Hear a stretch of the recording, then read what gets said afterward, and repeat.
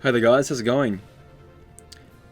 Hey there guys, how's it going? So the 7-star update and the PvP update have been out for a couple of days now, and I've had quite a few questions of people going like, I've got these bronze tickets, I can evolve some tier 1s, some tier 2s, and maybe 1 or 2 tier 3s.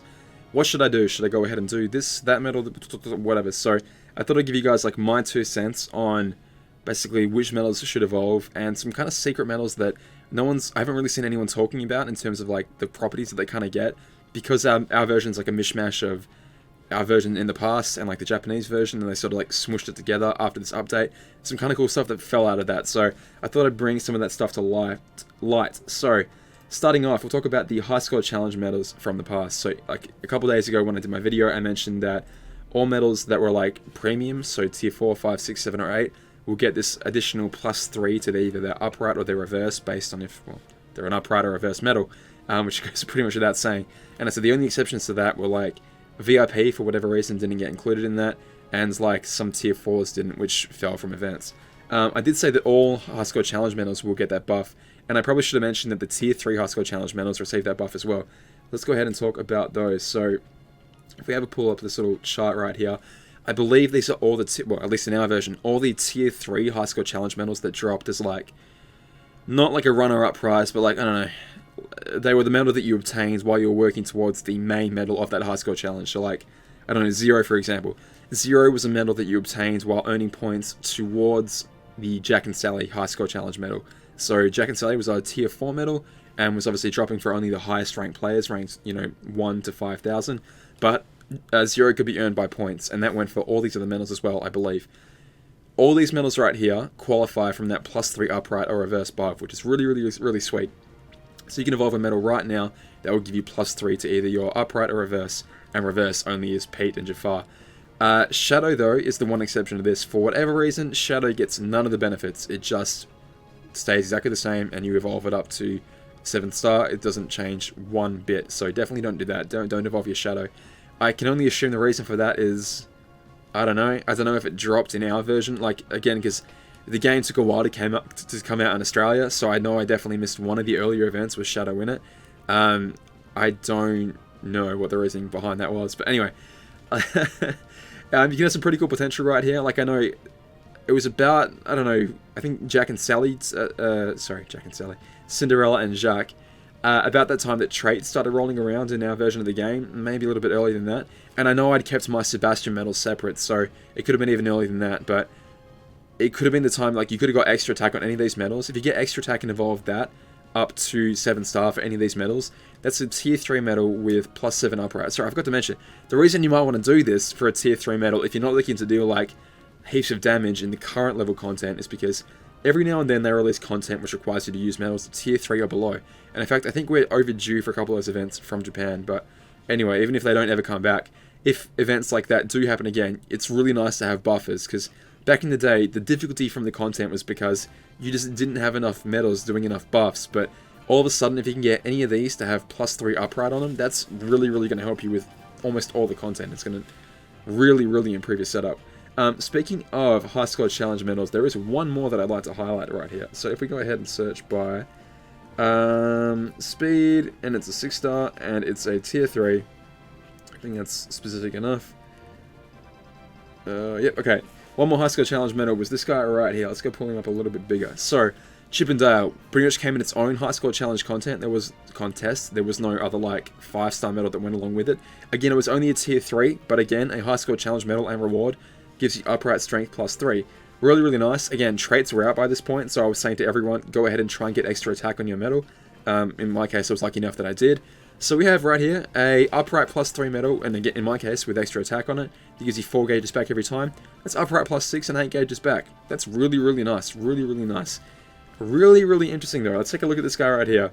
The 6-star medal has a move called Lesser Charge +5, which is exactly what it does. It gives you 4 gauges back. It's basically referring to the fact that it's a lesser charge than some of the bigger ones that give you like +5 or +10 back. What happens if we take a look at this medal's reverse counterpart that also has Lesser Charge +5? So they put out this Iago medal, which you can still get from the pool system to this day. What happens if we go ahead and upgrade this to 7 stars? Well, wouldn't you know it, it's an identical copy and paste, and I mean identical. this metal doesn't give you reverse strength +3, it actually gives you upright +3. That is fascinating to me. That is absolutely fascinating, and I almost don't want to bring this to light, because I feel like if anyone that can change it notices it, they will most likely nerf it back to the point where you don't get this buff at all anymore. Fascinating, because they've literally just gone ahead and copied and pasted. I imagine, and again, I don't blame them, this is a game with thousands and thousands of medals, in a game where the spreadsheet for how many medals and all their effects must be literally, dozens of pages long. When you see a medal like Chip and Dale and you go, it was already copied and pasted back in the day, you're just copying and pasted again for the 7-star version, or even, you wouldn't even have to copy it again, because the reference would still point to the Chip and Dale. I think it's really fascinating that they left it, and it not only doesn't have reverse strength, it has upright strength +3. Such a unique medal, because it's like the only medal that you can currently get from the pool system right now that isn't a premium, that can be evolved right now with tier 3 evolved materials, and will give you an upright or reverse buff. And in this case, it happens to be an error as well. I think this is really, really fascinating. So, if you guys found any other errors like this, I really, really want to know about it, because this stuff just fascinates me. But again, we can definitely have a look here and just see that all the other high score challenge medals do give off that upright strength +3, which is very, very nice. Again, you wouldn't really use this in any situation apart from medals that restrict you to tier 3 or below, but it's still cool to think about nonetheless. In terms of outright damage, well, no, we'll come to that in a bit. We'll come to like outright damage deals in a bit, because I still want to talk about, we talked about all these guys, let's talk about some other medals that received similar buffs. So let's go ahead and take a look at, let's go ahead and do upright power for tier 3. Alright, so World of Final Fantasy medals, again, some of you wouldn't have had a chance to actually pick these up, but if you were playing for quite a while, and where the hell, I should have 2 of them, where are they? I do this, oh there they are. I do this all the time, like I lose track of them. World of Final Fantasy medals, like Cloud here for example, if we go ahead and evolve him, they are restored to their Japanese potential, basically. Almost. You would have, if you were playing back in the day, you would have heard about how these medals were nerfed from the Japanese version, because not only did they drop from a tier 4 down to tier 3, but they also cost more, and that's about it actually. That's pretty much all that changed. So now they aren't restored back to tier 4, but they are given almost all their glory back, and in fact a little bit better. So they do, again, cost 1 gauge, which is really, really nice, and they get that upright +3 because, again, they were tier 4s in the Japanese version, they're tier 3s in our version, but it doesn't matter. Again, they want to have like one unified system with all the medals doing exactly the same now that they're 7-star, because it must be a pain in the ass to keep track of stuff that's different in the global version, in the English version, sorry, global version, Japanese version, and now the Taiwanese version. It must be a nightmare to keep track of all that. So I don't blame him for wanting to get everything just on one single spreadsheet they can refer to and go, this does that. So at 7 stars, all these medals now do the same thing as the Japanese counterparts. The only difference is they're only tier 3. But again, a medal hitting with a 4.74 multiplier, sorry, double that for a tier 3 is what? 9.48? 9.48 for an all targets medal that's always going to hit super effectively and gives you +3 to upright strength. That's not bad at all. That's really, really, really not bad at all. And I mean, I'm going to mention it a bit later on, but we're going to go into talk about Proud Mode Quest 160 in a minute. If you have any of the magic varieties of those medals, like Yuna and Tama, they will help you out tremendously against that quest, in case I forget it later. Speaking of tier 3 power upright medals, where is our boy? There we go. So we also have Maui and Moana. Again, these medals are restored to the Japanese version. In the Japanese version, they came out as VIP medals because... Okay, so the Moana movie came out for a Western audience, far, far in advance of the Japanese audience. So by the time the movie rolled around there, you know, they had the same promotional medals come out. They were a free event medal for our version, so they were good but not great. I mean, at the time, they're actually quite good. What am I saying? But they were pretty expensive. They cost 3, and back in the day, gauges were really super important. So when it was time to release them in the Japanese version, the game had progressed quite a lot further by that, added to the fact that the Japanese version was already like, 6 to 8 months ahead of us anyway. So when they came out in the Japanese version, it was a tier 5 medal, and not only did it cost 0 and give you the power base strength by 3 that it already did, but it also gave 6 gauges back. So it was in effect 9 gauges better than our version if you like net it out. Really crazy. So you can do this right now. You can restore it to pretty much its full Japanese glory as a sort of VIP medal.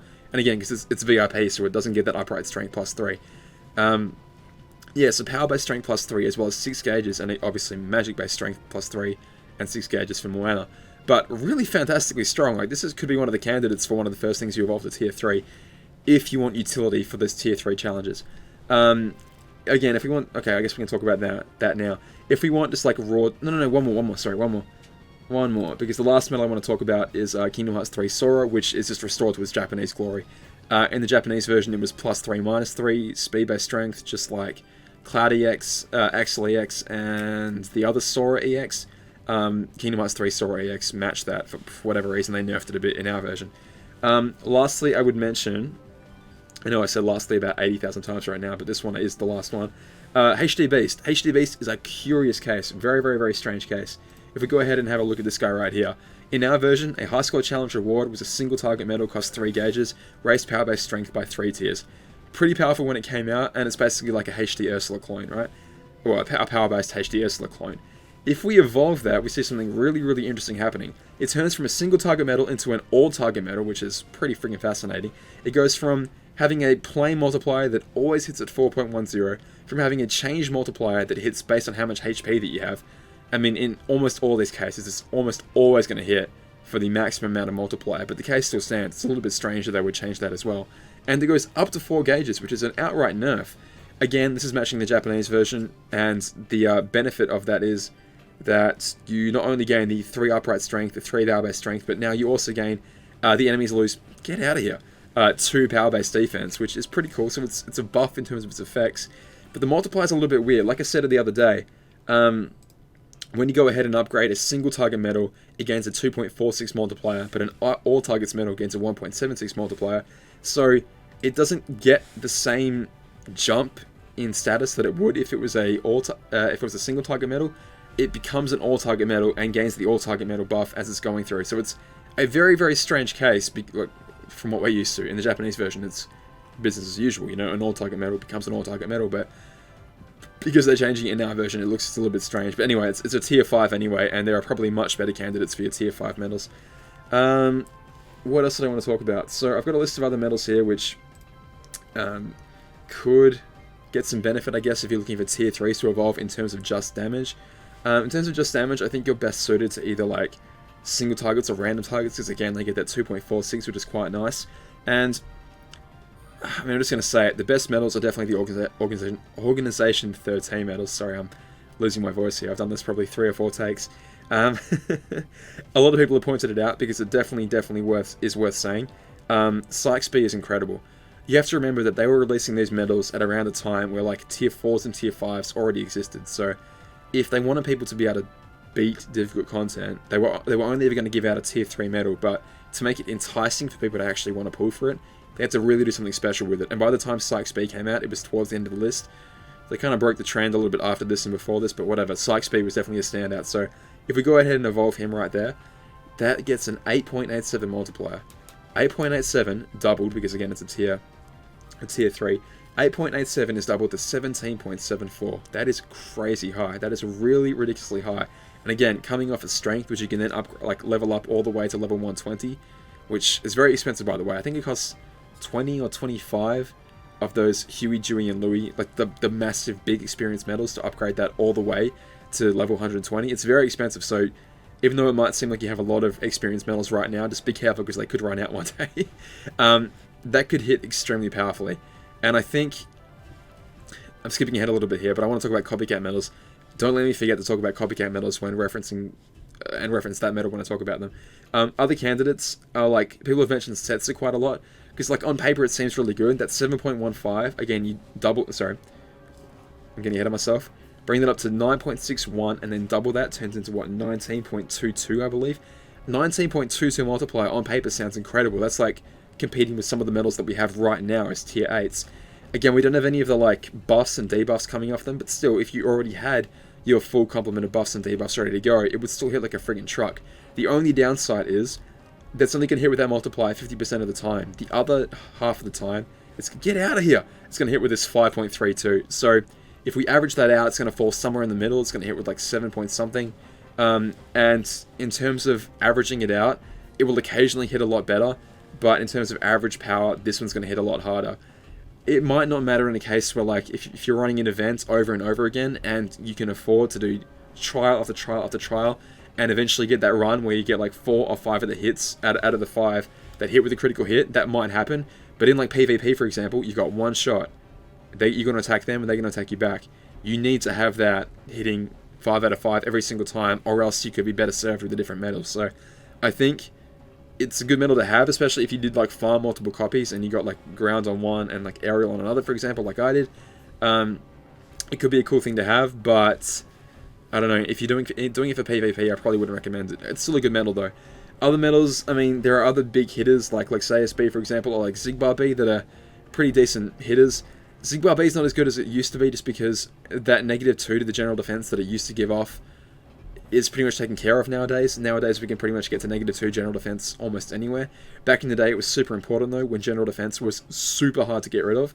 Lexaeus B is not quite as good as Psych Speed, just because it only hits at 4.71 and it only happens if you're towards the back of the Keyblade, whereas Psych Speed hits with like that massive multiplier as long as you have full gauges, which is pretty easy to do most of the time. I mean, Dark Gnaw is pretty hard to do, but like on a Fairy Stars, for example, or in the pet slot, it's not too bad to do if you have some gauge restore anywhere in your Keyblade. What else have I listed out there? I listed out Master Aerocrist, but it's, I don't know, it's high cost and not much reward. Again, Psych Speed is probably better. In terms of, okay, Proud Mode. So I want to talk about Proud Mode Quest 160, which a lot of people are stuck on. A lot of people are stuck on it because it requires you to use the 3 Wishes Keyblade, and it requires you to use metals that deal 8 hits or above. Really, really difficult because there aren't a lot of metals that fit that criteria. In fact, if we go ahead and look at metals that hit, unfortunately we can't sort by 8 hits, but 5 to 9 hits and above, and we sort by Tier 2 and Tier 1, which is what I'm recommending metals to upgrade if you've got tons of Tier 2 and Tier 1 material, we find there are literally 0 magic metals, which makes it very, very difficult to use on a magic-based Keyblade. It's a real pain in the ass. However, there are options. If we have the Spirit slot, for example, which can be any attribute, we can pop a metal on there and hopefully do some good work with it. So I mentioned Stitch the other day. Stitch, he's obviously not that great given he's a Tier 1, but for a Tier 1 he really does his best. So if we take 5.87 and times that by 1.25, we get a 7.3375 multiplier. It's not great, but it's, I mean, for a Tier 1, it's really doing its best. It's doing its absolute best. With more consistent damage though, we can look at something like this. I don't know, Cloud for example. 3.49.